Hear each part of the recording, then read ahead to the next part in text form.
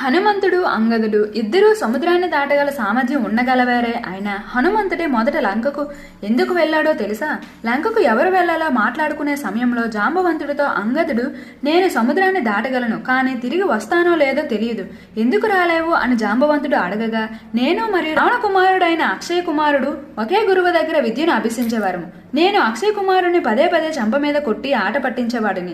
ఇలాగే ఒకరోజు నేను చంప మీద కొట్టేసరికి అక్షయ్ కుమారుడు స్పృహ కోల్పోయాడు. ఇది గమనించిన గురువు కోపంతో నాకు ఒక శాపం పెట్టాడు.